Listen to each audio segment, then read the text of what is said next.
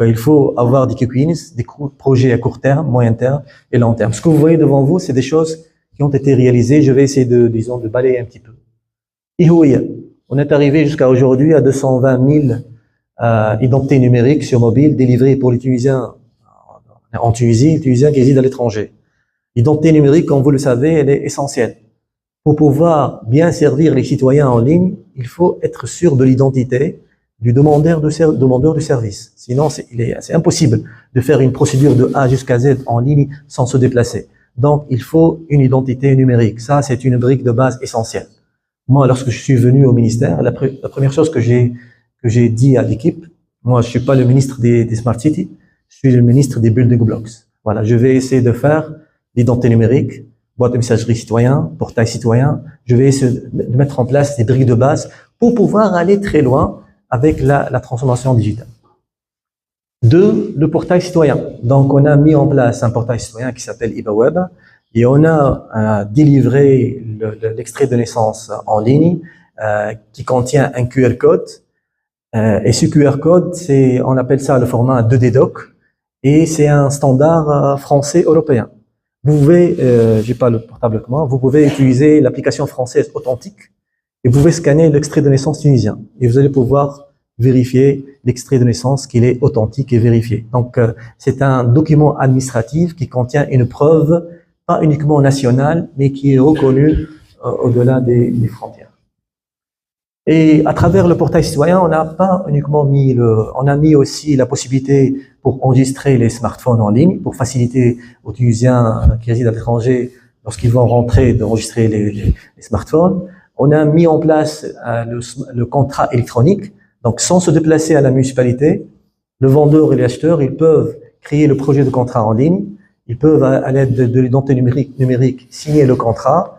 Et le contrat va être automatiquement envoyé au service de mine. Donc, le citoyen, il se déplace une seule fois pour aller récupérer la carte grise. Et il est déjà opérationnel, ce service, il est déjà disponible au niveau du portail citoyen. Bien évidemment, le portail doit être meublé par d'autres services.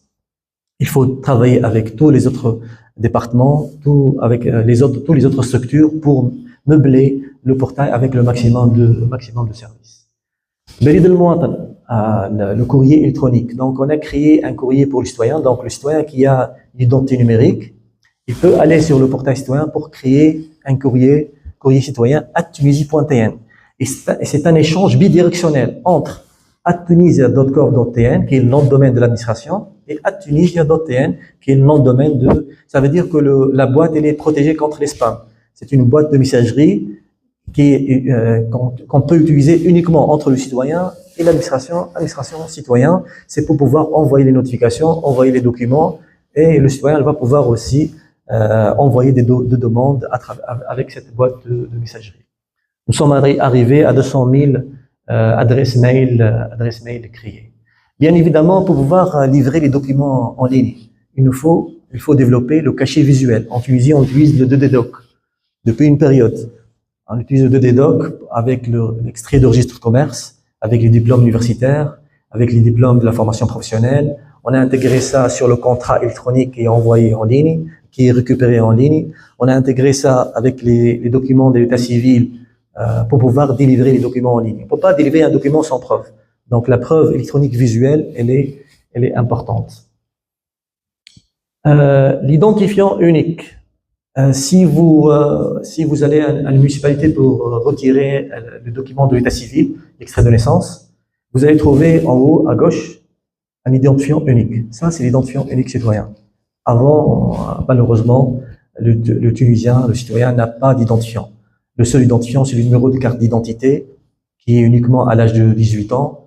Et de 0 à 18, il n'y a aucun identifiant pour pouvoir croiser les données entre les départements, pour pouvoir authentifier le citoyen de manière unique. Donc, on a défini un identifiant qui s'appelle matricule état civil. Il est déjà maintenant imprimé sur l'extrait de naissance. Cet identifiant, il va permettre de faire quoi? Il va permettre d'identifier d'une manière unique le citoyen. Il va nous permettre aussi de croiser les données entre les départements, de croiser les données entre le ministère des Affaires sociales, le ministère de l'Éducation, pour détecter, par exemple, est-ce que les enfants des familles nécessiteuses, est-ce qu'ils vont bien à l'école ou non? Voilà, c'est pour pouvoir croiser les données entre les plusieurs départements. On a besoin d'un identifiant donné à la naissance, public et partagé avec le citoyen. On l'a déjà fait, il est déjà imprimé sur l'extrait de naissance. UXP, Unified Exchange Platform. Unified Exchange Platform. En Tunisie, on a déjà mis en place un système d'interopérabilité. J'ai déjà parlé de ça. C'est le système qui va véhiculer les données et les documents entre les administrations. Mais en 2020, le système qui a été mis en place, c'est un système fait maison. C'est un système fait maison qui n'est pas une solution scalable. Ce qu'on a fait, on est allé à l'Estonie, on a acheté la solution estonienne qui s'appelle Xroute, nouvellement appelée UXP, Unified Exchange Platform. Cette solution, elle est scalable et cette solution, elle contient toutes les preuves nécessaires, signature, eurodatage. Les données, lorsque une administration A veut envoyer une information à l'administration B, elle leur va envoyer ça d'une manière directe et les métadonnées de cette transaction vont être archivées au niveau du système UXP. Donc l'information, donc l'empreinte de l'échange avec le temps, avec qui a envoyé à qui quoi, la raison, tout va être horodaté et signé d'une manière électronique et archivé au niveau de ce système qui est scalable. Actuellement, ce système il est utilisé avec 4 ministères, intérieur, affaires sociales, transport et éducation. Et bientôt, il va être généralisé sur les autres administrations tunisiennes. C'est la plateforme déjà la plus utilisée dans le monde d'interopérabilité. Donc, on a remplacé la plateforme fait maison avec une plateforme professionnelle, scalable et assez sécurisée. l'EduNet 10. L'EduNet 10, c'est un projet pour interconnecter 3307 écoles primaires et secondaires par le fibre optique. C'est dans une première phase. Le but de ce projet, c'est d'étendre dans une deuxième phase ce réseau de fibre optique pour connecter les services publics qui sont aux alentours des écoles primaires et secondaires. Les établissements publics de santé, les maisons de culture, maisons de jeunes, les autres services publics qui sont proches des écoles. Ça, c'est le but de ce projet, c'est de bien fibrer le pays, c'est de bien connecter les entreprises publiques. Et bien évidemment, si le réseau fibre il est étendu, les citoyens qui habitent dans ces régions, ils vont pouvoir avoir une offre fibre puisqu'ils sont proches d'une région qui est déjà fibrée. Voilà, ça c'était donc un parmi les grands projets du ministère pour essayer d'accélérer le déploiement du fibre optique en Tunisie. La 5G, la Tunisie est le premier pays en Afrique du Nord à lancer la 5G. Ça c'est un point très très important. Le plan de route du lancement, donc les étapes de lancement étaient étalées sur 3 ans parce que ce n'était pas simple, disons, de libérer au début les fréquences nécessaires pour la 5G, faire l'étude de faisabilité, l'étude économique nécessaire pour bien valoriser le prix de la licence, pour identifier quels sont les use cases, pour rédiger le cahier de charge, définir la licence à attribuer aux opérateurs. Donc c'était un travail d'équipe qui a été abouti en février 2025 avec le lancement de la 5G en Tunisie. Les PV6. Les PV6, vous connaissez, je suis sûr que vous connaissez déjà les PV6, mais au début, lorsque j'étais au ministère, j'ai reçu pas mal de réclamations des entités qui font de l'investigation numérique. Qu'est-ce qu'ils réclament? Qu'est-ce qu'ils ont réclamé? Ils ont réclamé qu'il y a partage d'adresses IP. Puisque les opérateurs télécoms en Tunisie utilisent les PV4, et eux, lorsqu'ils vont faire l'investigation, ils ont trouvé que plusieurs abonnés, ils ont la même adresse IP. Donc, ce qui rend l'investigation chose très difficile. La solution, c'est d'abandonner les PV4 et d'aller vers les PV6. Donc, immédiatement, j'ai décidé de faire un comité national. Dans ce comité, il y a l'INT, les opérateurs télécoms, le ministère, les intégrateurs et toutes les parties concernées. Et on a défini un plan d'action pour pouvoir passer à l'IPv6 au moins pour le réseau mobile. Puis par la suite, dans une seconde phase, avec le réseau fixe, avec les FSI et les opérateurs.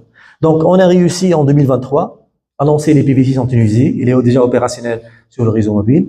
Avec Topnet, le premier FSI, on l'a lancé avec le réseau fixe. Et le taux d'usage, il est actuellement à 22%. On est passé de 0% à 22%. Et avec les PV6, on a plus de sécurité, plus de qualité de service, et on peut faire l'investigation très facilement, et il y a pas mal d'avantages.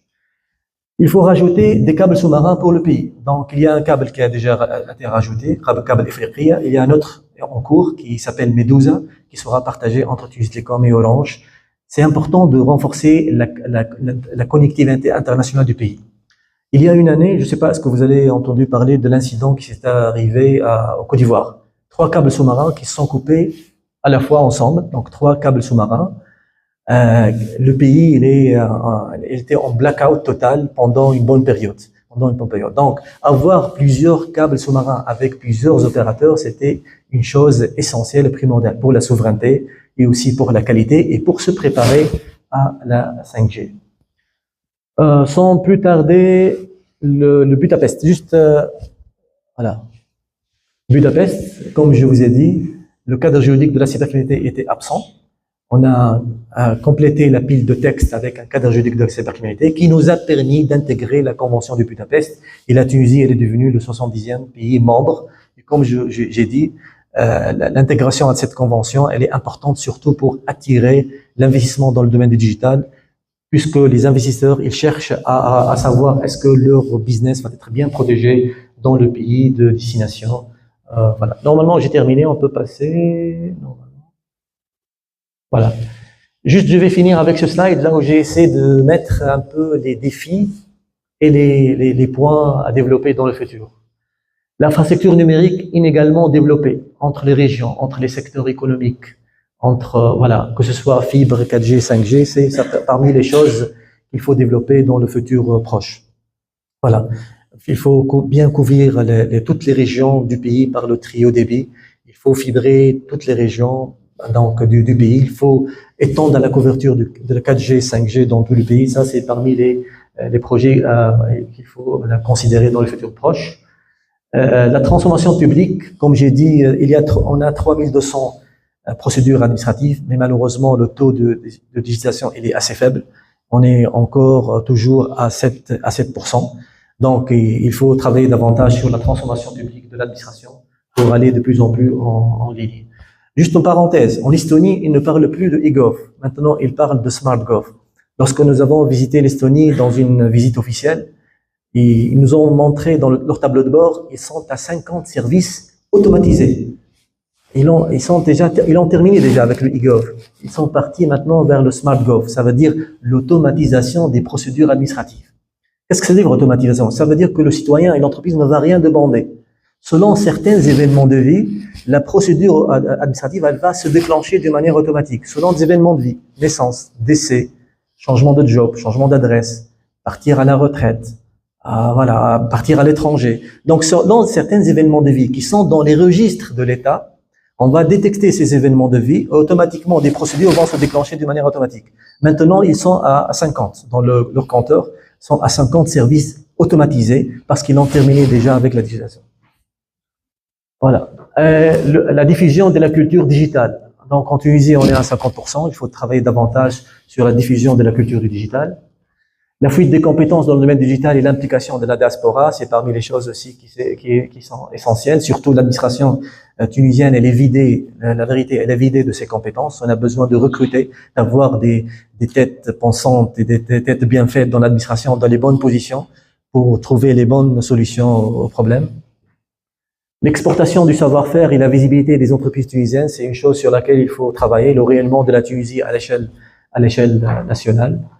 La facture énergétique du secteur digital, c'est un secteur énergivore. Il y a deux choses qu'il faut faire. Il faut travailler sur l'efficacité énergétique. Il faut travailler aussi sur l'intégration de l'énergie renouvelable dans le secteur des TIC. Une chose sur laquelle Tunisie Telecom elle a déjà commencé à travailler, pas mal d'autres entreprises publiques, parce que le secteur des TIC, c'est un secteur énergivore. Et l'économie digitale circulaire, c'est un secteur aussi qui génère beaucoup de déchets électroniques. Il faut avoir des programmes, disons, de revalorisation des déchets électroniques, parce qu'actuellement, en Tunisie, il n'y a rien. Voilà, il n'y a rien dans ce sens. C'est parmi les choses sur lesquelles il faut travailler sur l'avenir proche. J'ai essayé au niveau de ces slides de résumer un petit peu, disons, le cadre juridique, institutionnel, le cadre technique, les acteurs, les projets, la stratégie, les choses qui ont été faites et les choses déjà faites. Et je vais essayer aussi, à travers les questions avec les modérateurs, disons, de rajouter quelques éléments complémentaires. Et à la fin aussi, je crois qu'on va ouvrir la possibilité à l'audience de poser des questions et vous allez avoir la possibilité aussi d'interagir et de poser vos propres questions. Et merci pour l'attention. Merci encore. Merci.